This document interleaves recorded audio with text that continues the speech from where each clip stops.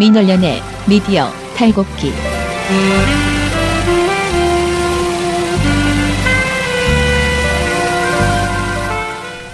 날이 갈수록 아침에 컨디션이 점점 더 안 좋아지고 있습니다. 안녕하세요. 민원연의 미디어 탈곡기 오늘 11번째 에피소드 시작하겠습니다. 오늘 수요일인데 오늘이 금요일이었으면 좋겠다라는 생각이 격하게 고개를 끄덕이는데 생각이 듭니다. 겨우 이틀밖에 안 지났는데 일주일에서 왜 이렇게 지치는지. 자, 그래도 열심히 털어봅시다. 이 자기소개부터 하는 저는 민원연의 김원경 사무처장이고요. 미디어 탈곡기의 이장입니다. 인사해주세요. 네, 저는 민원연 배나은 활동가고요. 미디어 탈곡기에서 부녀회장을 맡고 있습니다. 네, 청년회장 이봉우입니다.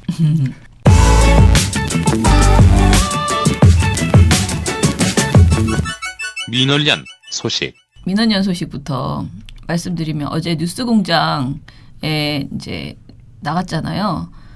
제가 생각하기에 김어준 씨께서 너무 지나치게 우리를 칭찬하며 막 그야말로 그거를 뭐라고 해야 하나 펌프질을 했다고 우리가 뽐뿌질이라고 하는데 민원연을 너무 좋아해서 막 너무 칭찬을 해줬어요. 막 92년도부터 한 번도 그건 사실이거든요. 팩트 위주로만 우리 얘기하기 때문에 한 번도 쉬지 않고 선거 보도를 해왔고 모니터 해왔고 그리고 뭐 다 모든 방송을 다 저장해가지고 가지고 있고 전부 다 피해갈 수 없다 민원연의 망을 막 이렇게 되게 강조하는 이야기를 해서 아유 부끄럽게 왜 이러시나 막 이렇게 생각을 했는데 어제 그 방송이 나간 이후에 꽤 많은 분들이 어제 제가 이 녹음을 하고 있는 순간에도 그 돌아와서 녹음을 하고 있을 때도 회원가입을 하신 분들이 꽤 됐었고요.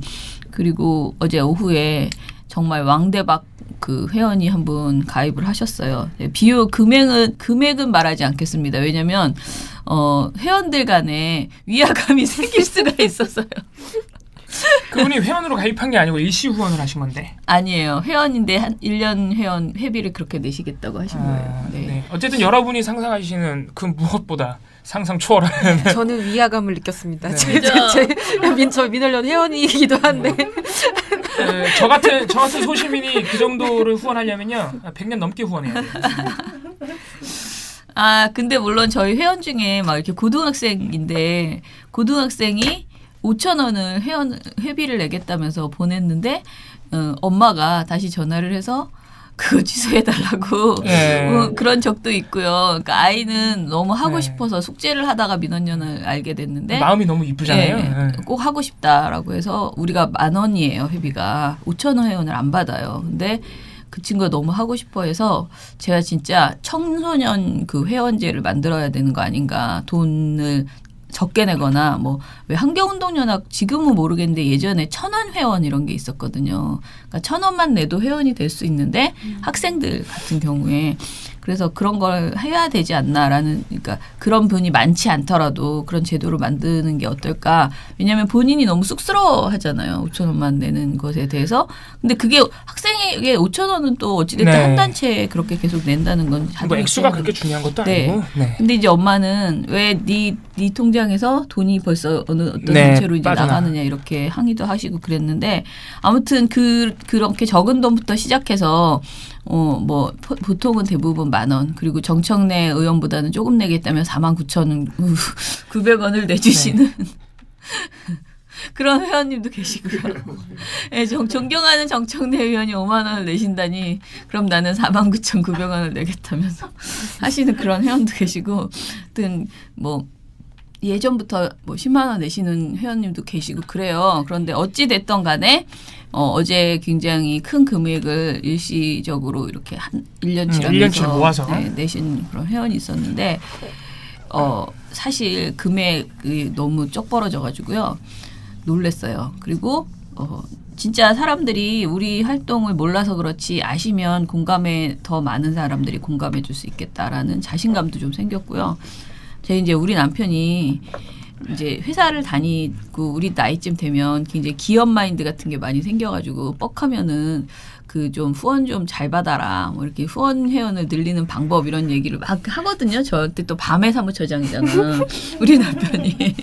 그래가지고 어제 제가 이 얘기를 해줬더니 드디어 이제 그런 어떤 기업하는 사람을 하나 만났군. 뭐 이렇게 얘기를 하는 거예요. 그래서 기업을 하는지 뭔지 모른다 아무것도 그랬더니 아니야 그래도 돈 있는 그런 독지가들이 뜻 있는 사람들이 많은데 그런 사람들이 환경 문제나 다른 문제에 대해서는 다 알고 그런 기부를 많이 하는데 언론 문제를 하는 시민단체가 있다는 걸 모르는 거다. 그리고 이렇게 민원연처럼 착실하게 오랫동안 해온 단체가 있다는 거를 생각보다 너무 모른다 사람들이. 그러니까 그거를 많이 알리는데 노력을 해야 하면 지금보다 훨씬 더 많은 후원을 받아서 더 많은 일을 할 수 있다. 이렇게 또 옆에서 막 바람을 넣었습니다. 어찌됐든 고맙고요. 감사하고 또 이렇게 그 돈 허투루 쓰지 않고 예, 똑바로 좋은 사람들 모아서 많은 좋은 일들 해보겠습니다. 꼭 후원을 안 해주시더라도 네, 지금 미디어 탈곡기를 보고 계시는 6분 네, 이런 분들도 돈과 상관없이 참 감사한 분들입니다. 네. 어제 저는 딱 제가 진짜 그 토론회 할 때 이동 중이어가지고 제대로 못 봤어요. 그러니까 한 30분만 보고 저는 이제 집으로 가는 중이었는데 어땠습니까? 저는 사실은 졸다가 깨가지고 졸다 깼는데 그 문재인 후보가 동성애 관련된 발언한 것 때문에 페이스북이 거의 폭파 직전에 제 페이스북에 거의 모든 사람이 그 문제로 이제 너무 실망이다, 속상하다. 특히 저는 이제 인권에 관심 많은 사람들이 친구가 많아요. 유난히 전 정치적인 것보다 그쪽이 더 친구가 많은 것 같아요. 그러다 보니까 너무 화가 많이 나셔가지고 속상하다고 이렇게 써놨더라고요. 그래서 졸다가 이건 또 뭐지? 오늘 토론회 어떻게 된 거지? 이렇게 생각했어요. 어땠어요? 그냥 여태까지 본 토론회 중에 제일 토론회의 꼴을 갖춘 토론회. 네, 역시 진행자 역할이 얼마나 중요한지 그런 생각이 1차적으로 들었고요.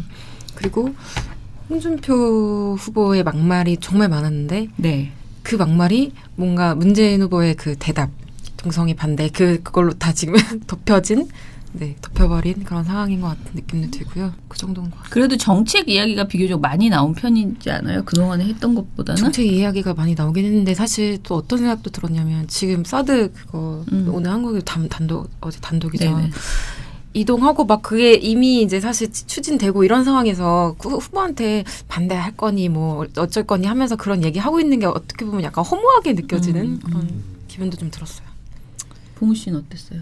저는 뭐 퇴근하니까 토론 퇴근해서 밥 먹고 뭐 하고 나니까 끝났지. 퇴근해서 뭐 정신 차리고 보니까 토론 마지막 발언하고 계시더라고요. 네, 그 마지막 발언에서 그러니까 전체적으로 제가 이제 토론에 대해서 어떤 기사가 나오는지 이미 보고 있었기 때문에 전반적으로 안철수 후보는 그동안의 실수를 좀 만회한 편이다. 이런 평가가 있었고, 뭐, 홍준표 후보는 뭐, 굳이 평가를 달고 싶지 않습니다. 뭐, 그렇고, 다른 후보들도 다 잘한 것으로 저는 알고 있는데, 이번에 문재인 후보가 좀, 뭐랄까, 말렸다는 평가가 있더라고요. 네. 근데 뭐, 동성애 포함해서. 제가 마지막 발언을 봤는데, 도대체 마지막 발언을 왜 저렇게 말하지? 문재인 후보가 특히 그런 점이 있었어요. 그러니까, 마지막 발언에서 분명히 사회자가 본인이 왜 지금 이 상황에서 대통령이 돼야 하는지 밝히라고 했는데 문재인 후보가 뜬금없이 바른정당, 자유한국당, 국민의당 3당 연합을 말하시는 거예요. 그래서 드디어 단일화가 이렇게 공식화됐다 그러면서 자기는 두렵지 않다. 뭐 저것이야말로 적폐연대다. 이러고 그냥 마지막 그 PR 발언이 끝나버렸거든요. 그래서 꼭 저거를 대통령이 왜 되어야 하는지 말 안 하는 부분에서 말했어야 했나? 그래서 저는 마지막 발언만 봤는데 마지막 발언이 참 문재인 후보가 너무 튀었다. 그런 생각이 많이 들었어요. 심상정 후보는 뭐 어제 언제나, 칭찬 일색이던데요. 언제나 훌륭하시죠. 네. 언제나 토론에서의 심상정 후보가 만약 어제 없었으면 그건 정말 있을 수 없는 토론이었다라는 생각도 사실 들었습니다. 그러니까 거의 뭐 나머지 4명을 혼자서 다 1대4로 KO 시켜버렸다는 그런 평가가 나오고 있던데요. 네. 그랬군요. 아무튼 저는 그 동성애 반대 발언, 이제 뭐 지금 평가가 동성애를 반대한 것이 아니다. 뭐 마지막에 네. 약간 수습을 하셨어요. 네. 그렇게 이제 여러 가지 얘기들을 했지만 어찌 됐든 반대하고 말고 할 만한 사안이 아닌 질문을 홍준표 후보가 한 건데 그것에 이제 말려가지고 반대한다고 말을 해버렸죠. 네, 그렇게 속으로 반대하셨을 것 하더라도 사실은 굉장히 부적절한 발언이고요. 반대를 한다고 반대하든지 말든지 반대할 문제가 아니라는 거죠. 아마 알고 있지 않았을까요? 저는 알고 있었다고 봐요. 알았는데 일부러 표를 의식해서 네, 그렇다는 지금 분석도 있어요. 문재인 후보 또 하나 그 이제 동성애 반대한다 발언하고 또 하나 이게 선거 전략이 아니냐는 이제 분석이 나온 것 중에 하나가 그러니까 문재인 후보가 일자리 공약이랑 이런 복지 공약 내놓은 것에 대해서 재원을 어떻게 마련할 것이냐는 질문에 대답을 잘 못했어요 어제. 근데 뭐 그러니까 왜냐면은 이제 정답은 사실 증세잖아요. 증세라는 말을 안 꺼낸 거예요 문재인 후보가 끝까지. 얼버무린 거죠 그냥 재원 마련 방안에 대해서. 그래서 그것에 대해서도 문재인 후보가 증세라는 방안이 있다는 거를 몰랐겠느냐 그거밖에 없다는 거를. 근데 아마 그 이제 워낙 조세 저항이 이제 심각한 문제다 보니까 어려운 문제잖아요. 그래서 그걸 의식해서 일단 선거가 목전이기 때문에 일단은 증세는 입 밖으로 꺼내지 않는 전략으로 나온 것일 수 있다. 이런 분석도 있더라고요. 네. 근데 아무튼 동성애는 반대하지 맙시다. 누가 왜 반대하는데 반대를 왜 하는데 도대체 말도 안 되는 그런 바보 같은 질문에 대답을 하지 말았어야 넘어갔어요. 제가 그때 거기서 약간 넘어간 부분도 있어요. 그러니까 아무리 그거를 선거 전략을 짠다 해도 전략상 말을 좀 아낀다 해도 반대한다는 워딩이 나올 수는 없어요. 약간 당황하지 않았나 싶기도 합니다. 예, 그러면 오늘 털어보는데요.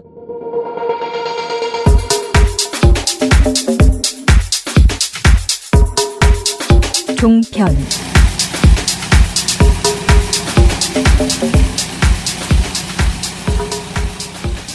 자, 저부터 할게요. 그 방송 종편 이야기 먼저 하려고 하는데요.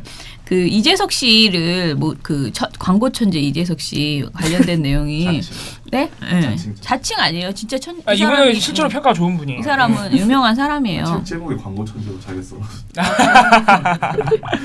근데 이제 이재석 씨 관련된 이야기가 아직도 이제 좀 나오고 있는데 이제 그 안철수 후보를 칭찬하는 과정에서 이런 말이 있더라고요. 채널A 정치 데스크에서 최석호 기자거든요. 근데 이 기자가 뭐라고 하냐면 이재석 씨가 광고 천재라고 불리는 것도 안 후보 사람 보는 눈이 좋아서 이 사람을 택했다. 이래서 안 후보를 굉장히 칭찬하는 글들도 많이 올라오고 있다라고 하면서 그래서 어제 우리 방송에서도 이재석 씨 연결을 했었지만 양쪽 특히 안철수 후보 쪽 그리고 이재석 씨 모두 다 서로를 칭찬하는 분위기였습니다. 왜 거짓말을 해? 그래요? 뭐냐면은 이런 대목이 있었어요. 그 뒤에 뭐라고 했냐면은 그 이재석 씨가 국민이 왕이기 때문에 이것저것 일 좀 해본 사람이라고 생각해서 한 표 주고 싶은 거고요. 이렇게 말한 부분이 있어요. 이게 안철수 후보를 지칭해서 한 말이라는 거죠. 이제 안철수라고 말은 하지 않았어요. 이름은. 그런데 국민이 왕이기 때문에 이것저것 일 좀 해본 사람이라고 생각해서 한 표 주고 싶은 거고요. 그러니까 이재석 씨가 안철수 후보를 좋아하는 건 사실인 거예요. 좋아하지만 이렇게 막 어떤 자기를 정치적으로 이용해서 뭔가 막 이렇게 그렇게 되는 것까지는 부담스럽지만 그 정도는 이제 하는 거예요. 그래서 이렇게 말을 했는데 이거를 따서 보여주고요. 그다음에 안철수 후보가 방송 당일날 그 발언 중에서 이런 말을 했더라고요. 국민이 주인이니까 대통령을 뽑는다는 것은 직원을 뽑는 일과 같다. 그 말씀이 기억에 남는다. 그러니까 그 안철수 발언 중에서 이런 말이 있는데 이거에 대해서 이재석 씨가 그렇게 말을 한 거예요. 그래서 전반적으로 이재석 씨는 굉장히 또 괜찮은 사람이다. 그런데 안철수 후보가 이 사람을 잘 초이스한 것이다. 그것이 안철수 후보의 어떤 재능이다. 칭찬하는 그런 걸로 이용하는 이런 내용이 있었고요. 글자로 막 나오는 광고도 요즘 나오잖아요. 국민의당 광고.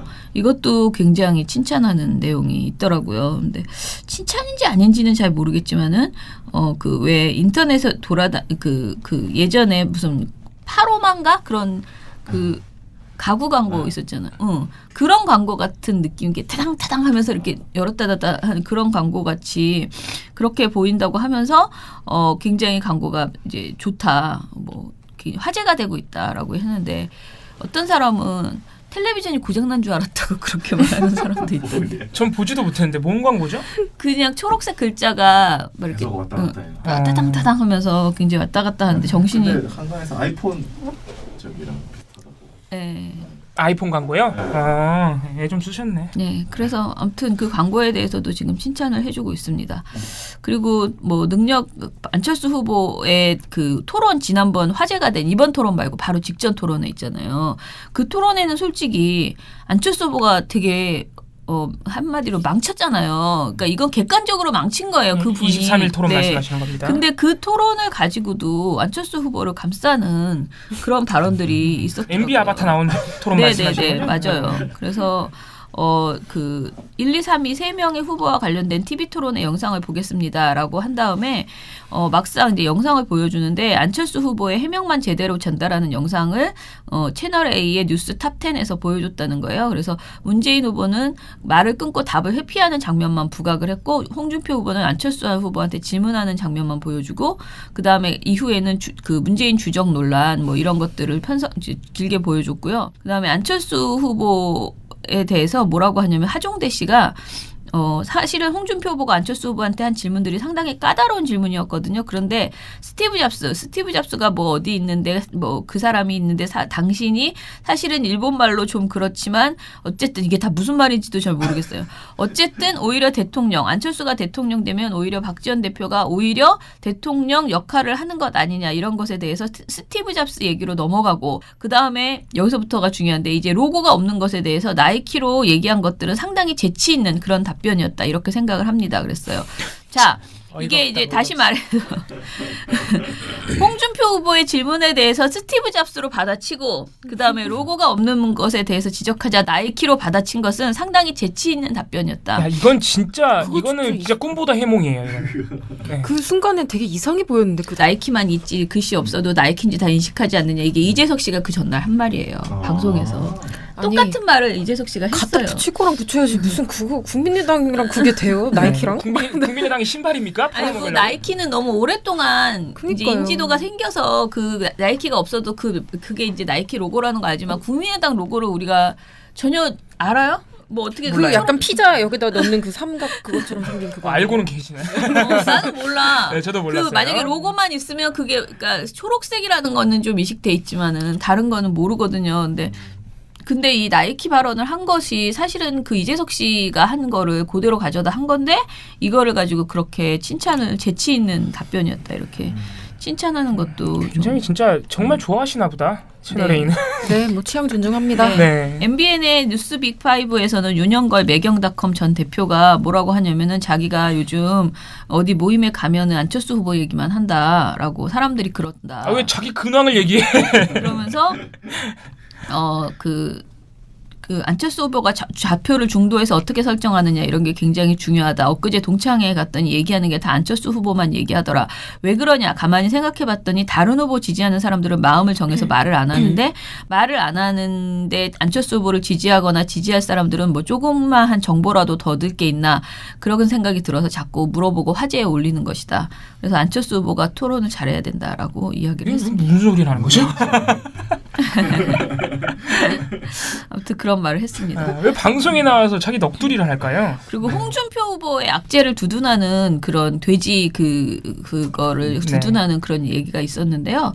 사실 이런 거는 두둔하면 자기가 같은 사람이 되는 그런 성범죄 모의자.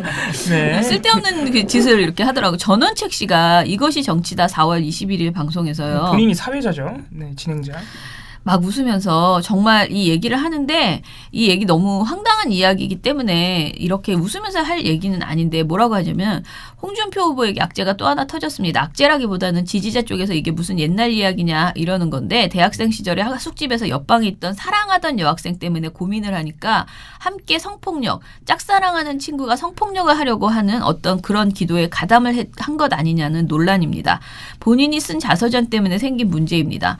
그래서 여기에 대해서 해명을 했는데 함께 그 말씀을 들어보고 짧게 의견을 듣겠습니다. 한 다음에 그 본인 인터뷰를 보여줘요. 그런 다음에 막 웃어요. 전원책 씨가. 그러면서 웃으면서 사실 이게 아주 옛날 이야기인 거 대학교 1학년 시절의 이야기인데 어떻게 들으셨습니까? 했더니 박상철 씨라는 분이 굉장히 이제 어찌됐든 그냥 넘어갈 수 있는 문제는 아니다라고 했습니다. 왜? 내용대로라면 끔찍하지 않습니까? 그러니까 제가 홍준표 후보에게 부탁드리고 싶은 것은 보통 해명할 때 보면 아닌가 하면서 툭툭 털어버리잖아요. 그것도 좋은 방식인데 이 문제만큼은 아무 내용이 아니라 할지라도 아주 소상하게 해명을 해줄 필요가 있습니다. 그러면서 굉장히 진지하게 이분은 제대로 얘기를 했네요. 박상철 씨가 얘기했거든요. 근데 여기다 대고 전원책 씨가 뭐라 그러냐면 이미 40년 전 얘기인데 그리고 성공한 것도 아니고 실패한 범죄입니다.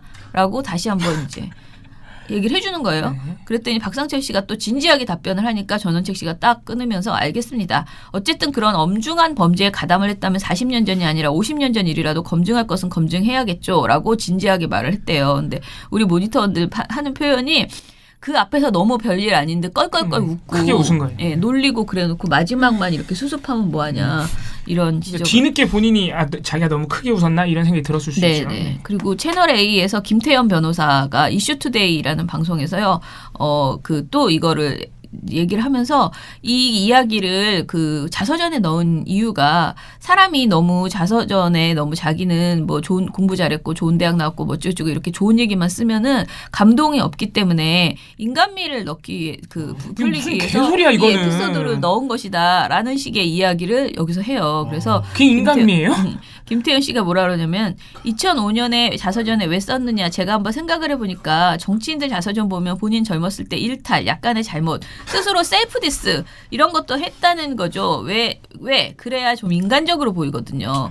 나는 이런 집에 태어나서 공부를 너무너무 잘해서 시험 다 합격하고 이렇게 해서 여기까지 왔어. 이러면 인간미가 없지 않습니까? 그러니까 나는 젊었을 때 철없는 그런 짓도 했는데 이것을 다 극복하고 나서 지금 훌륭한 사람이 되었다.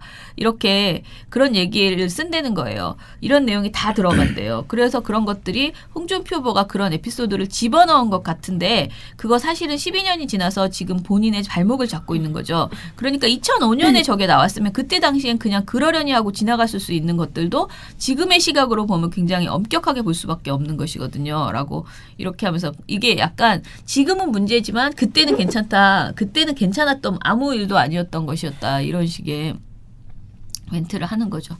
그리고 뭐 MBN의 뉴스앤이슈에서 신지호 교수가 20살 객기니까 화끈하게 인정하면 양해해 줄 것이라고 이렇게. 아닙니다. 방금 너무 심한 욕을 할 뻔해서. 그렇게. 대단들하다 네. 진짜.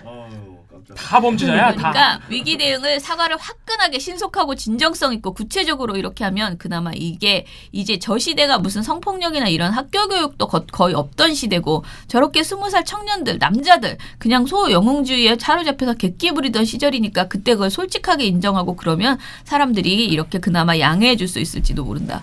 이렇게. 너나 그렇게 하세요. 네. 사퇴해야 됩니다. 뭐 딴 말 필요 없고 진짜 사퇴부터 해야 됩니다.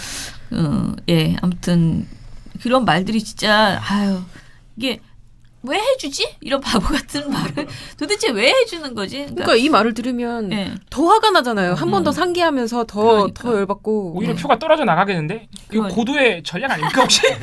안철수 후보로 밀어주기 위한 우리 종편들의 아, 그런 것 같죠. 네, 빅픽처 아니에요? 빅픽처? 아무튼 가관인 말들이 많았습니다. 방송 네, 자 그러면 이제 진짜 방송을 털어보세요. 아 진짜 제가 해요? 네, 먼저 하면은 뭐 어떻게 되나 빨리 하십시오. 네. 방송은 요새 사실 MBC밖에 볼 게 없습니다. MBC가 너무 심각한데 지금 상태가요.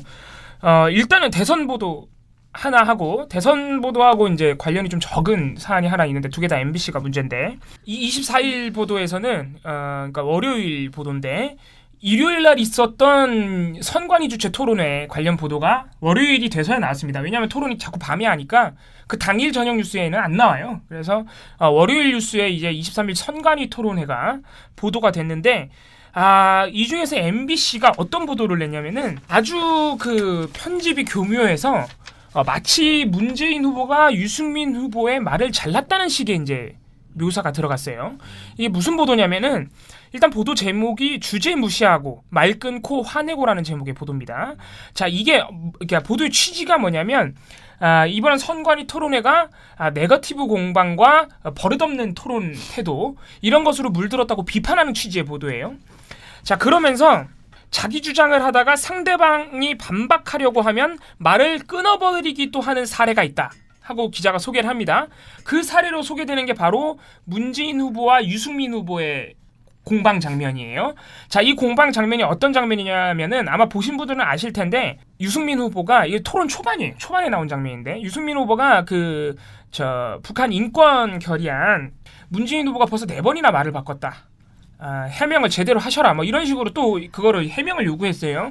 그래서 문재인 후보가 한참 이제 유승민 후보의 발언 시간이었거든요. 그래서 유승민 후보의 그 질문이 끝나고 이제 유승민 후보 발언 시간이 끝난 거예요. 그래서 문재인 후보가 이제 자기 발언 시간이 왔어요. 그래서 이제 이거에 대해서 해명을 하고 대답을 할 거면 대답을 하고 다른 후보한테 질문도 해야 돼요. 자기 발언 시간 안에. 그래서 문재인 후보가 이거를 굉장히 짧게 대답을 했어요. 짧게. 이것에 대해서. 사실이 아니다. 지금 유승민 후보가 주장하시고 있는 바가 사실이 아니기 때문에 확실하게 확인해 보시고 그래도 의문이 있으면 다음 토론에 다시 질문하시라. 이런 식으로 짧게 반박하고 홍준표 후보한테 질문을 하려고 했어요. 근데 그때 유승민 후보가 아니 그렇게 넘어가시면 안 된다. 제가 다시 말씀드리겠다. 이 문제는 하고 다시 질문을 하려고 하니까 문재인 후보가 말을 끊었어요. 끊지 마시라. 지금은 내 발언 시간이다. 끊지 마시라. 그래서 계속 그런 식으로 약간 실랑이가 벌어지니까 이 사실 선관위 토론 때까지는 진행자가 거의 개입을 안 하는 거의 이제 무정부식 토론이었는데 이때 너무 두 사람 간에 약간의 신경전이 있으니까 사회자가 개입을 했어요. 지금은 문재인 후보 발언 시간입니다. 발언 순서입니다. 그래서 그때 이제 유승민 후보가 다시 말을 안 하시고 문재인 후보가 홍준표 후보에게 질문하면서 넘어갔단 말이에요. 이 장면이에요. 자, 이 장면에 MBC가 어떻게 편집했냐면은 일단 유승민 후보가 무슨 질문했는지 나오지도 않아요. 그래서 다짜고짜 딱 시작되는 장면이 다시 한번 해보시고 다시 한번 확인해 보시고 라는 문재인 후보의 말. 그 다음에 유승민 후보가 문 후보님 제가 하고 뭔가 말하려고 하니까 또 문재인이 자 끊지 마세요. 다시 한번 확인해 보시고 그래도 의문이 있으면 다시 질문하시라 이렇게 말하니까 다시 유승민 후보가 제가 말씀드릴게요. 제가 그 점을 하고 뭔가 말하려고 하는데 또 문재인이 끊으면서 이거 공방이 아닙니다. 발언은 돌아가는 겁니다. 요것만 딱 편집해서 보여줬어요. 원래 요 이제 마지막 발언은 돌아가는 겁니다라는 문재인 후보 발언 다음에 사회자가 개입을 해요. 지금은 문재인 후보 발언 순서입니다. 자, MBC가 이것도 잘라내버렸어요. 사회자의 발언까지 잘라내버린 거예요. 그러니까 요 장면만 딱 보면 마치 문재인 후보가 유승민 후보가 뭔가 계속 질문을 하려고 하는데 끊지 마세요 그러고 이건 공방이 아닙니다 하고 버리고 굉장히 억지를 쓰는 것처럼 보인다면 시청자가 보면은 심지어는 사회자 발언도 잘라내버리니까 사회자 발언은 완전히 자른 것도 아니고 굉장히 이상하게 잘랐어요. 그래서 못 자른 거예요. 네, 못 자르니까 이게 너무 없었어요. 이렇게 문재인 후보랑 이렇게 겹쳐요 소리가. 오디오가 겹치니까 완전히 자르지 못한 거예요. 그래서 문재인 후보가 이건 공방이 아닙니다. 발언은 돌아가는 거예요라고 할 때 이 마지막 그 워딩이 나올 때쯤에 사회자가 지금은 문재인 이게 딱 뭔가 말을 해요. MBC가 그걸 자르면서 페이드아웃을 시켜버려요. 그래서 사회자 목소리는 굉장히 갑자기 작아지면서 지금은 문재인 하고 없어져요 이렇게. 그러니까 사회자 발언은 사실상 안 들려요 방송에서. 저희는 이제 모니터하는 입장이니까 뭐라고 말하는 거야 하면서 이렇게 들어본 거죠. 그래서 이제 이 장면이 이렇게 보도해 버리니까 심지어는 지금 이 장면을 상대방이 뭔가 말하려고 하면 말을 끊어버린 사례로 소개했단 말이죠. 완전히 왜곡된 편집이에요 사실은. 저희가 이제 보고서에는 요새 하도 MBC가 고소를 많이 걸어서 굉장히 살살 써놨는데 아무튼 이거 명백하게 이렇게 편집을 한 거예요. 그러니까 자 과연 그러면 이제 똑같은 장면을 보도한 방송사가 있느냐? 거의 안 해요. 거의 안 하는데 TV조선이 똑같은 장면을 보도에 넣었어요. TV조선도 똑같이 굉장히 이 쓸데없는 공방만 이어지는 토론의 그 어떤 방식을 비판하는 보도에서 이 장면을 넣었는데 TV조선 완전히 시각이 달라요. 일단 말을 끊어버린 사례라고 소개도 안 하고 그냥 이런 장면을 보여주면서 유승민 후보의 질문부터 그리고 MBC가 소개한 이 장면 그리고 마지막에 사회자가 개입해서 지금은 문재인 발언 수사라는 걸 알려주는 그 발언까지 전부 다 보여요. 전부 다. 심지어는 사회자의 그 말을 워딩을 자막 처리까지 했어요. 그러니까 이 TV조선의 보도를 보면 이거는 유승민 후보가 문재인 후보 발언 시간에 끼어든 것이라는 거를 다 알 수 있어요. 딱. TV조선은 그런 식으로 처리를 했는데 MBC는 그거에 비하면 완전히 그러니까 교묘한 편집을 한 거죠 말 그대로. 네. 이런 식으로 그래서 MBC가 좀 왜곡된 장면이 있었다. 요 점을 말씀드리고 사실 이 외에도 TV조선이 또 이 23일 토론에 대해서 팩트체킹을 한다면서 또 팩트체킹을 안 하는 팩트체크 보도인데 팩트체크가 없어요. 아무튼 이상한 보도를 계속 내고 있는데 요건 제가 다음에 기회가 되면 말씀을 드리고 사실 24일 보도에서 지금 언론계의 분노를 일으키고 있는 보도는 MBC가 전국 언론 노동조합을 또 고소를 했어요. 근데 이거를 또 뉴스데스크에서 보도를 또 했습니다. 24일날 2건이나. 자 일단 MBC가 언론 노조를 고소한 이유는 언론 노조가 이번 달에 그러니까 4월 달에 그 박근혜 정부 언론장악 부역자 명단을 발표를 했습니다. 여기 MBC 임직원이 한 26명 들어가 있어요. 뭐 아실만한 분들이 김장겸 현 사장, 박상우 전 문화레저부장입니다. 직전까지 문화레저부장이다가 지금 또 승진하셨어요. 박상우 전 부장. 그리고 이진숙 대전 MBC 사장. 이런 분들 있습니다. 자 지금 뭐 말씀드린 분들은 다 세월호 참사 보도에 대한 책임, 그리고 박근혜 국정농단 사태에 대한 부실 보도 책임, 그 외에도 노조 탄압 책임, 이런 거에서 총체적으로 MBC를 망가뜨린 분들로 지금 여러 군데에서 지적을 받고 있는 분들인데, 그래서 언론 노조가 그렇게 공개를 했더니 MBC가 고발을 한 거예요. 고소를 했는데 이제 그게 모욕이라는 겁니다. 모욕이자 명예훼손이자 비방이다, 매도이다, 막 이런 식으로 지금 고소를 하셨는데, MBC가 또 그 두 건의 보도에 걸쳐서 사측의 그런 일방적인 성명을 읽은 거예요. 또 자, 저희가 누누이 말씀드리지만은 뉴스가, 심지어 공영방송의 뉴스가 자사의 이해관계가 얽혀있는 사안에 대해서 사측의 입장만 읊는 것은 언론 윤리에도 위반될 뿐 아니라 관련 심의 규정에도 위반이 되는 겁니다. 네, 심의 규정상에 그렇게 하지 말라고 돼 있어요. 일단 기본적으로 옳지 않은 행태라는 걸 말씀드리는데, MBC가 읽어준, MBC 뉴스데스크가 읽어준 그 사측의 입장이 굉장히 이상해요. 그러니까 예를 들어서 뭐냐면은 언론 노조가 그 MBC 임직원들을 부역자 명단에 올린 이유를 뭐라고 했냐면요, 정치적인 그 어떤 독립성, 언론의 독립성을 훼손시켰고 보도의 공정성도 침해했으며 언론인 탄압에도 앞장섰다라고 언론 노조가 비판을 했습니다. 그래서 부역자라는 거예요. 자 그러면은 MBC 사측은 지금 그게 사실이 아니니까 모욕이라는 거잖아요. 그래서 고소를 한 거잖아요. 그러면은 그걸 반박하기 위해서는 자기네 임직원들이 언론의 독립성, MBC의 독립성을 훼손시키지 않았고 지켰고, 보도의 공정성 또한 지켰고, 언론인 탄압도 하지 않았다는 걸 증명을 해야죠. 그래야 반박이 되잖아요. 근데 MBC가 발표한 입장을 보면요, 굉장히 이상합니다. 언론 노조는 노동자 민중의 정치 세력화를 노골적으로 추진해왔다. 그래서 비방이라는 거예요.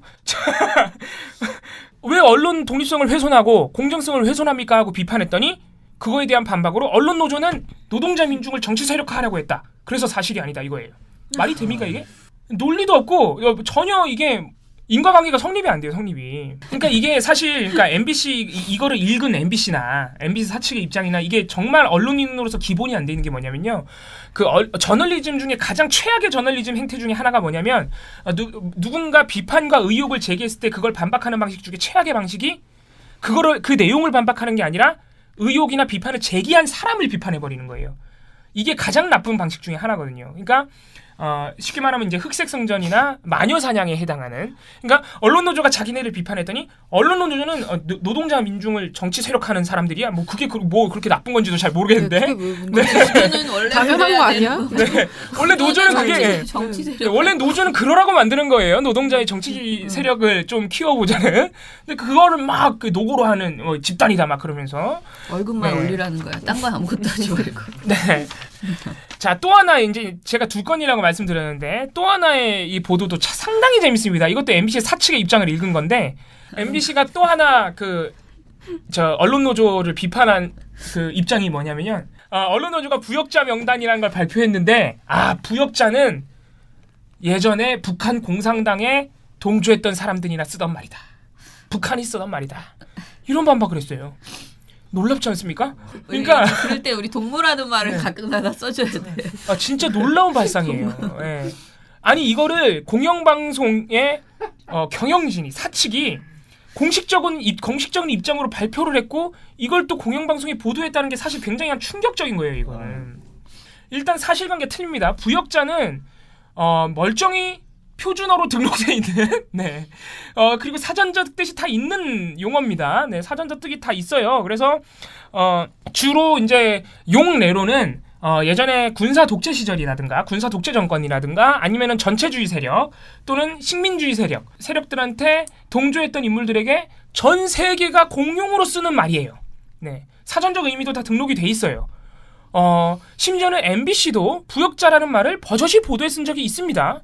왜냐하면은 탄핵 정국 당시에 바른정당 하태경 의원이 황교안 총리에게 부역자라는 말을 썼고요. 국민의당도 썼고요. 다 썼어요. 정당들도. 그러니까 MBC도 그걸 보도를 했단 말이죠. 근데 자기네가 보도에 올리면 아무 문제가 없고 언론 노조가 쓰면 그거는 북한이 쓰는 용어라 이거예요. 정말 대단합니다. 그러니까 MBC 왜 공영방송을 망가뜨립니다라고 비판을 했더니 언론 노조는 북한의 언어를 써라고 반박을 한 거예요. 두 가지 반박이 정말 가관이다. 그래서 그 MBC 사측의 입장도 정말 뭐 놀라울 따름이지만 이거를 버젓이 보도를 해주고 있는 뉴스데스크도 사실 이제 되돌리기 어려운 수준에 왔다. 그러니까 저는 개인적으로 판단은 그렇습니다. 거의 이제 되돌리기 어려운 수준에 왔다고 봅니다. 저는. 네. 부역자죠. 부역자죠. MBC 자체가 지금 부역자가 네. 된 거죠. 네. 뭐 저희가 여러 가지 기대를 하고 있잖아요. 뭐 정권이 바뀌면은 그 방송법을 개정을 해서 시간이 걸리더라도 뭐 가능하지 않을까? 조금 이렇게 내부 사정을 바꿔 나가는 것이 가능하지 않느냐. 또 복직 그 우리 지금 해고되신 분들 복직하면 좀 달라지지 않겠느냐 하는데 제 MBC 뉴스데스크의 상태를 보면요. 저 최근에 또 뉴스데스크가 방송사가 엄청 많이 내는 거 아마 다들 아실 거예요. 막 앵커가 멘트하고 있는데 갑자기 막 ENG 카메라 막 들어오고 그러거든요. 화면에. 안 봐서 모르. 지금 그런 방송사가 잦아요 지금. 그런 상태를 감안하면은 이거 뭐 지금 뭐 해고된 우리 훌륭하신 기자 몇 분들 돌아온다고 지금 해결된 문제가 아닌 수준이에요 사실은. 그 해결은 해야죠. 그러니까 해결은 해야 하는데 상당히 어려워 보인다. 지금 뉴스데스크 상태를 보면은 상당히 어려워 보인다. 그래서 우리가 참 지난한 과정을 겪어야 할 것 같다. 사실 이런 용어, 그러니까 이런 워딩들 이런 거를 버젓이 보도에 올리는 거는 데스크가 망가질 대로 망가졌다는 얘기예요, 사실은.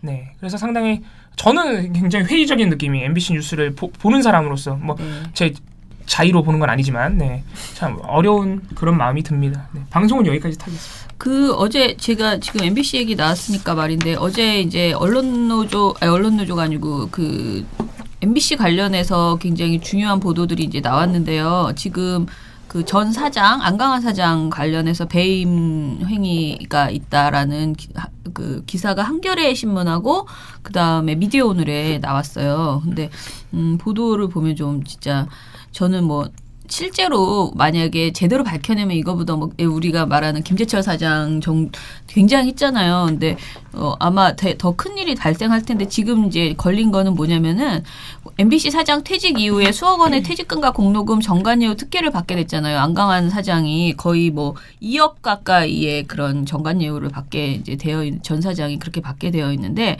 안강한 사장이 지난 2월에 MBC 사장 퇴임까지도 개인 여행을 위해서 회사 돈을 쓴 것을 반납하지 않아서 업무상 배임 횡령죄가 될 수 있다는 그런 지적이 나오고 있고요. 이것을 저희가 그 언론노조하고 민원연이 고소하게 될 예정인 것 같습니다. 지금 그런 게 이제 저희가 우리가 하는데 우리가 잘 모르는 상황인가요? 저희가 지금 이거를 막 알아보고 있어요. 네. 그러니까 이게 될 것인가 적용이 이런 법리적인 판단을 하고 계신 그런 분이군요. 그 작업을 하고 있는데요. 이제 기사 내용을 이제 파악해서 이제 해야 되니까요. 근데 기사 내용을 보면 박문진과 MBC 본사 자회사 등 복수의 관계자들에 따르면 안강한 정 사장은 2013년 10월에 MBC 플러스 사장으로 있으면서 매년 열리는 무슨 그 모나코에서 열리는 뭔가를 갔다 왔대요. 근데 이때 그 안강한 사장, 안 전 사장이 출장 기간 동안에 그 행사만 간 것이 아니라 인근 유럽 국가들을 여행하면서 회사의 출장비 여비를 청구했는데 MBC 관계자들에 따르면 당시 안 사장이 그러니까 안 사장이 6박 7일간 사용한 여비가 2천여만 원에 이른다고 합니다. 근데 MBC 사규에 따르면 사장이 당시 업무 목적 이외에 사용한 출장 여비는 전액 반납해야 되는 것으로 되어 있대요. 근데 안 사장이 혼자 출장을 간 게 아니고 회사 직원과 같이 갔는데 부하 직원에게는 일을 시키고 자기는 관광을 즐길 것이다. 이렇게 이야기를 진짜 하고요. 꿀빠네. 부럽네요.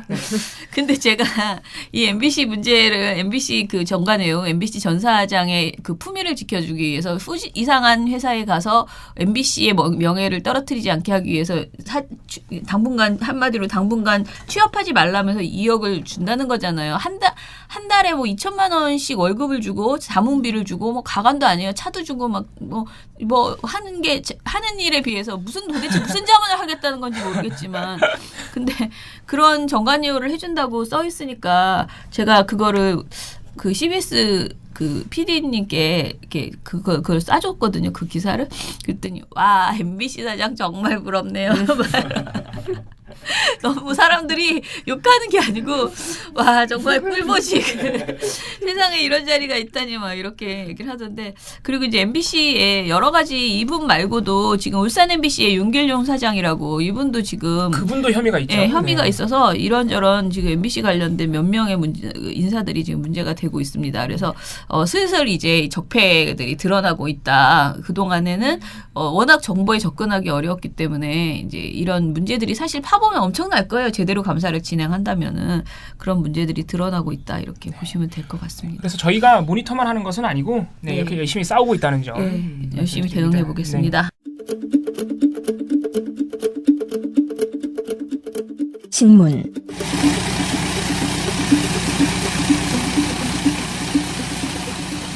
그냥 신문 털어볼까요? 네. 신문은 어제 얘기 나왔던 그 반문연대 그리고 3당 그 후보 단일화 관련된 것들이 오늘 일제히 사설이 나왔더라고요. 근데 여기에 보면은 좀 일단 이 사안 자체에 가장 관심을 기울이고 있는 매체가 있는데 어딜까요? 아 맞춰보고 싶다. 네, 갑자기 퀴즈 내겠습니다. 자, 어딜까요? 3당 합당? 아 합당은 네. 아니죠. 그러니까 단일화. 단일화 관련해서 단일화를 오늘 지면에 가장 많이 언급한 매체. 아 요거는 조선일보. 조선. 전 동화하겠습니다. 동아. 카이 역시 민원년 짬밥 3년이면요. 네. 아니 그렇게 따지면 네. 초정님 좀 따지고. 그봐요. 이게 역시 프로 방송인과 아마추어의 네. 동아일보는 일단 오늘 일면 머릿 기사부터 단일화 관련 보도였고요. 전체 보도가 총 7건에서 단일화를 언급했습니다. 그리고 사설에서도 뭐 보수 중도 단일화 이거를 그러니까 보수 중도 단일화라는 표현을 써서 얘기를 하고 논의를 짚어봐야 할 것들을 이제 얘기를 해주는데 이 논리가 너무 말이 안 돼서 오늘 갖고 왔거든요. 너무 말이 안 되는데 그냥 뭐 이게 뭐냐 누가 당선돼도 연정이 불가피한 상황이니까 단일화 논의를 위해 연정 연습을 하는 것이 대선 이후 국정 안정을 위해서 나쁘지 않을 것이다. 연정 연습. 그건 뭐예요? 그러니까 보수 중도 단일화 이게 그냥 이후 연정 연습을 하는 거니까 해봐라 나쁘지 않다 이런 말을 해보라는 거구나. 그렇죠. 그 얘기를 하고 있는 건데 어떻게 이런 말을 할 수 있지? 그런 생각이 들었고요. 중앙일보 같은 경우에는 5건 정도의 기사에서 이 관련 언급을 했는데 일단 현실 감각이 중요하다. 그러니까 현실 감각을 가지라. 정치는 이상 가지고 하는 게 아니다. 이런 말들을 계속 반복하고 있고요. 사설에서는 관건은 국민적 지지를 모을 수 있느냐는 것이다. 그러니까 명분을 계속 잘 만들어야 된다는 표현을 계속 하고 있는 상황입니다. 근데 제가 눈에 띄는 건 오늘 조선일보였는데요. 조선일보 어제 그 김대중 칼럼에서 엄청 노골적으로 그 연대에 대해서 얘기를 했잖아요. 근데 막상 오늘 또 사설에서는 뭐라고 하냐. 차라리 국민의 지지를 얻는데 차라리 최선을 다하고 단일화는 국민이 투표로 하는 것이라는 자세를 갖는 것이 더 당당할지도 모른다. 한 발 뺐죠. 한 발 모르겠다 그런가 보다. 한 발 빼고, 그러니까 사실 이게 좋은 전략인지조차 사실 불분명한 상황이기 때문에, 그러니까 여기도 근데 말하자면 억지단이라는 좀 어정쩡하니까 입을 잘 맞춰서 잘해라라는 그런 조언도 앞에 나오긴 하는데요. 어제에 비해서는 좀 빠진 뒤로 뺀 그런 느낌이고요. 그 외에 경향, 한겨레, 한국일보 같은 경우는 말도 안 된다. 이거는 유권자에 대한 우롱이다. 그렇죠. 네, 이건 그리고 볼상사납다. 막 그런 지적들을 이제 내놓고 있습니다. 어느 쪽이 상식적인지는. 네. 근데 사실 지금 그렇게 보도를 낸다는 것 자체가 굉장히 이상한 게 그 네. 얘기가 나온 지 하루 만에 각 후보들이 이미 다 안 한다는 입장인데. 네, 근데 자꾸 네. 현실 감각을 가지라고 네. 저. 아니 이미 물 건너간 문제예요. 사실은 하루 만에 물 건너간 거예요. 그거는. 네, 연정 연습하시고요. 네. 막 그런 거죠. 또 하나는 어제 토론회 관련 보도인데요. 이건 퀴즈로 그냥 아예 준비를 해봤습니다. 그러니까 동성애 관련된 그 질문 자체를 보도하지 않은 매체가 한 군데 있어요. 홍준표의 질문 네. 보도를 안 했다. 이상하네. 중앙일보? 전 조선. 중앙, 조선, 중앙. 중앙입니다. 아이씨. 역시 민원련 짬밥이. 아, 네.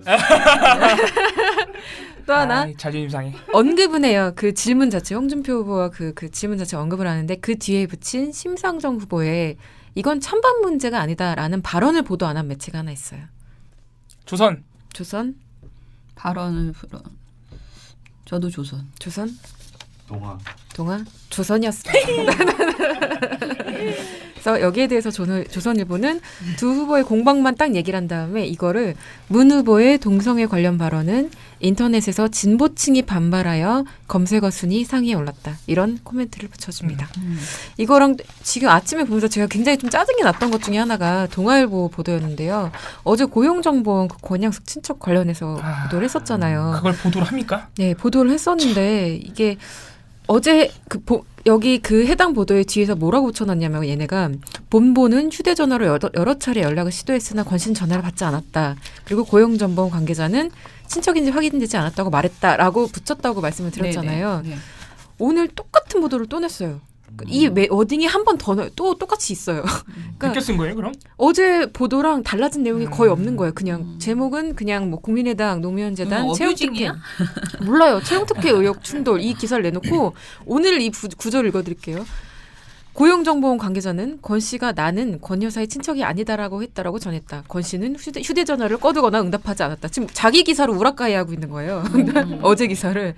네, 진짜 왜 이러는지 정말 모르겠고요. 물론 왜 그러는지 알 것 같긴 한데 정말 이러지 좀 말았으면 좋겠어요. 제가 이거 아침에 보면서 얼마나 짜증 났겠어요. 네, 이 정도로 오늘 전 하겠습니다. 예.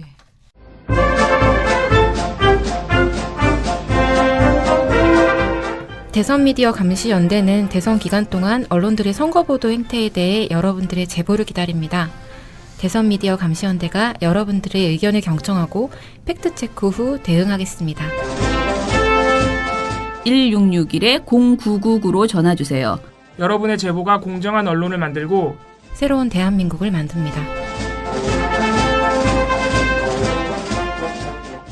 지금 이제 경제지에서 많이 나오는 말이 반기업 정서, 그러니까 그 국민들이 반기업 정서 가지고 있나 없나 이것에 대해서 이야기를 이제 많이 한다는 거죠.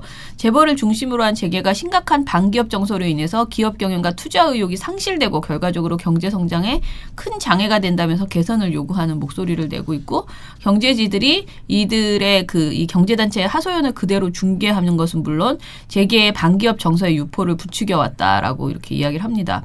근데 이제 한국경제 같은 경우에 초박빙 문재인 안철수 기업인에게 달려가다 제목이 정말 참 좋은 것 같아. 많은 사람들이 조선일보가 제목을 잘 뽑는다라고 얘기를 하잖아요. 그러니까 제가 말하는 잘 뽑는다는 것은 굉장히 우리 기준으로 하면 악의적으로 선정적으로 잘 프레임을 잡아서 제목을 잘 뽑는다라고 얘기하잖아요. 그런데 한국경제를 보면 그보다 더 잘 뽑는 것 같다는 저는 이 모니터 보고서를 보면서 한수위다. 그 야마를 뽑아내는 그 제목을 뽑아내는 게 초박빙 문재인 안철수 두 사람을 다 우리 그 재계를 위해서 니네가 열심히 달려라 이런 그 메시지를 너무 잘 주는 거예요. 기업인에게 달려가다. 소제목이 문재인 중소기업이 3명 고용된 정부가 1명 임금 준다. 안철수 기업이 무슨 죄 반기업 정서 실체 없어 라는 제목을 뽑았습니다. 그래서 이 두 사람이 두 후보가 경제위기 극복과 일자리 창출을 책임질 적임자임을 내세우며 친기업 행보를 하고 있다. 라는 두 사람이 얼마나 더 충실하게 친기업 행보를 하고 있는지를 전해주는 이런 보도였더라고요. 근데 이 보도가 이 한국경제만 했던 것이 아니고 다른 경제들이 모두 크게 관련된 내용을 실었다라고 얘기를 하고요. 그리고 대부분의 다른 보도들이 그 안 후보가 대한상공회의소의 공정성장과 미래라는 강연을 하면서 했던 발언인데 반기업 정서는 실체가 없다라는 말을 예외 없이 모두 주제목으로 다 뽑아냈대요. 다른 언론사들도. 근데 안 후보가 이날 한 말은 경제를 살리고 일자리를 창출하는 것은 정부와 정치가 아니라 민간과 기업의 몫이라고 강조하면서 기업이 무슨 죄가 있느냐 기업과 부패 기업인은 구분해야 한다라고 말을 했대요. 그러니까 뭐 이런 말들은 다 옳은 말이에요. 예, 옳은 말이에요. 근데 자기네들이 좋아하는 그 말만 이제 싹싹 뽑아내가지고 경제지가 굉장히 이제 자기네들 중심의 프레임을 계속 이제 짜고 있다는 것이에요. 저희가 이 기사를 보면서 이제 반기업 정서에 대해서 지나치게 마치 엄청난 우리 사회가 반기업 정서가 사실은 지나치게 친기업적이지 않나요? 우리는 예, 온 국민이 막 삼성이 어떻게 되면 마치 그게 자기 집안에 무슨 큰 일이 벌어진 것보다 더 심각하게 생각하고 전전긍긍하는 이런 분위기인데 왜 반기업 정서라고 이렇게 우기는지 모르겠고 이 보고서를 보면서 정말 그 뭐 기업이 하는 일은 모두 선이고 뭐 기업에 대해서 기업을 무조건 잘하게 해주는 것이 모든 그 가치에 우선된다 이런 식으로 얘기를 하고 있거든요. 근데 제일 웃겼던 거는 모든 보고서마다 꼭 등장하는 게 지금 이 경제 모니터에서 등장하는 게 이재용 석방이에요. 근데 그래서 저는 이거 혹시 나은 씨가 잘못 붙였는 줄 알았어요. 써주신 분이 이렇게 보냈는데 옛날 거를 붙였나? 다른 기사, 그러니까 옛날 기사 아니야? 이렇게 생각할 정도로. 근데 이게 빠지지 않고 계속 이재용 석방에 대해서 보도가 계속 나오고 있다. 진짜 석방됐으면 좋겠나 보다. 나오고 있다라는 생각이 들었습니다. 예를 들어서 그 지금 한국경제에서 바이오 헬스 판을 바꾸자라는 제목의 기획 기사를 쓰고 있는데 국내 바이오 규제만 1163건 이런 나라서 바이오 산업 꽃 피겠냐라는 그런 제목의 기사를 4월 11일 날 했습니다. 근데 뭐 이 기사 속에서 이제 그 바이오에 대해서 그 뭐라 그러지 규제 완화는 그 선인 것처럼 이렇게 강조하는 보도를 했는데 사실 기업 규제라는 거는 우리가 그 하도 이명박 정부가 기업 규제를 푼다고 난리를 치고 또 우리 박근혜 대통령도 그동안 그 여러 가지 뭐든지 그 규제 청산을 무슨 대단한 선인 것처럼 계속 우기면서 사실 그렇게 해서 우리가 지금 세월호도 다 그런 식의 어떤 규제를 푼 것을 그러니까 적절한 규제들이 있었어야 되는데 지금 그런 조치 너무 풀어진 것이 문제라고 지금 지적하고 있는데 계속 기업에서는 그게 아니다. 뭐든지 다 규제를 풀어야 된다라고 이제 주장하고 있는 거죠. 그러면서 매일경제에서는 이재용 삼성전자 부회장, 이태리의 엑소르 이사진서 제외됐다라는 그 기사를 냈어요. 근데 이 기사가 삼성전자 부회장이 이재용 부회장이 이탈리아의 엑소르 그룹 이사진에서 5년 만에 배제됐다면서 삼성그룹 초유의 총수 구속 사태에 따른 후폭풍이 현실화하면서 연매출 300조 원에 달하는 삼성의 글로벌 비즈니스 네트워킹 차질에 커다란 그 우려가 커지고 있다라고 이건 심지어 했습니다. 삼성 그 공식 입장하고도 좀 다른 주장 아닌가요? 그런 거예요? 저는 삼성 공식 입장을 몰라서. 엑소르 그룹은 글로벌 자동차 회사인 피아트 클라이슬러를 보유한 지주회사랍니다. 저는 또 다 처음 들어보는 참 문외한입니다. 근데 아무튼 간에 그 엄청 걱정을 하면서 정상적인 이사회 활동이 불가능해져서 그렇다. 그러니까 삼성에서는 배제됐다는 그런 표현 안 쓰고 그냥 임기가 끝나서 물러난 거다라는 입장인 거잖아요. 근데 여기다 이제 해석을 덧붙인 거죠. 배제라는 표현을 쓰면서. 그러니까 여기 보도에도 그런 게 나오는 게 CBS에서 보도한 것에 삼성에서 말하기를 삼성전자 관계자는 삼성전자의 사내이사로 선임되면서 올해 임기가 만료돼서 엑소로 사회이사직에서 사임하겠다는 뜻을 이미 표했다라고 이제 이야기를 하거든요.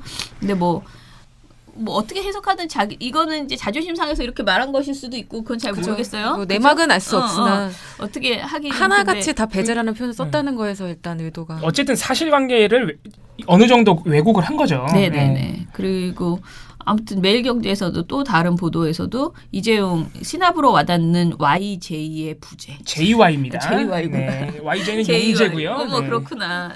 나는 JY가 누군지 한참 생각했어. JYJ 좋아하시니까.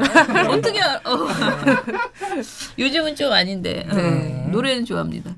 JY의 부재. 그래요. 어쩐지 어디서 많이 본 글씨더라. 아 근데 보도 제목에서 너무 그리움이 느껴진다. 신압으로 와닿는 JY의 부재. 네.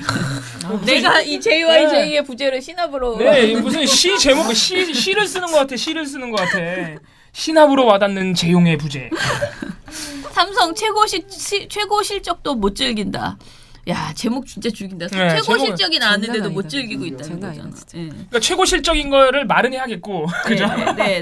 못 즐긴다는 거죠. 이런 보도 제목은 이건 보도 제목으로 끝났다. 이 보도는 진짜. 진짜 너무 웃기는 제목이었습니다. 그래서 이 보도는 올해 1분기 사상 최고 실적의 수준의 실적을 거뒀지만 총수 부재 사태로 조직은 오히려 갈수록 무기력해지고 있다는 우려 때문이라면서 주가와 실적은 더할 나위 없이 좋지만 박근혜 최순실 게이트로 구속된 이재용 부회장의 빈자리가 갈수록 커지고 있어서 중장기적인 경영 전략과 글로벌 비즈니스 네트워킹에 큰 공백이 생겼다. 야, 이건 진짜 너무한 보도다, 근데. 네, 이런 보도를 했습니다. 진짜. 그래서 반기업 정서고 보고 다 필요 없고 이재용부터 빨리. 이재용 얘기가 너무 심각하다. 네, 신압으로. 네. 신압으로 와닿는 네, JYJ. 네. 이거 나 자꾸 왜 YJ라고 그러지? 네, 우리 처장님이 JYJ 참 좋아하십니다. 네. 돌아와 주세요. 컴백해 주세요. 아니야. 무슨 말 하는 거야 지금. 아니야. 진짜. 자, 마치겠습니다. 진짜 그냥 창피해 죽겠네. 그냥. JYJ 컴백해 주세요. 네.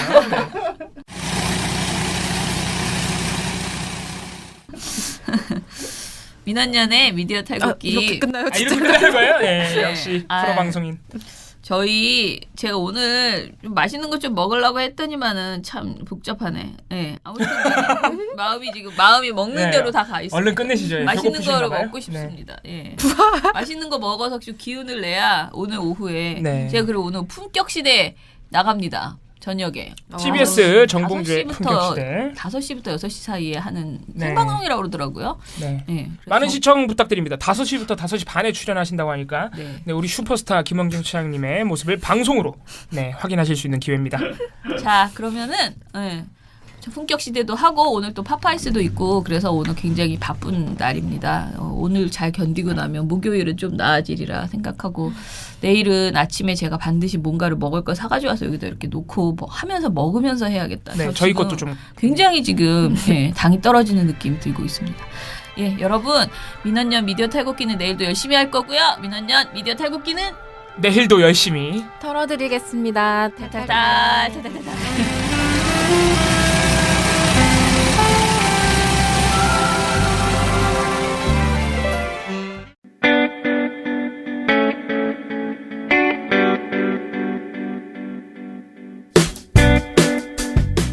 안녕하세요. 민원연의 이봉우 활동가입니다.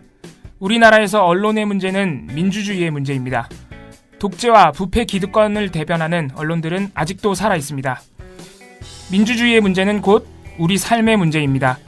사주의 입장을 반영한 권력의 욕심을 투영한 언론, 이들을 감시하려면 전문성과 꾸준함 그리고 투명함이 기초되어야 합니다.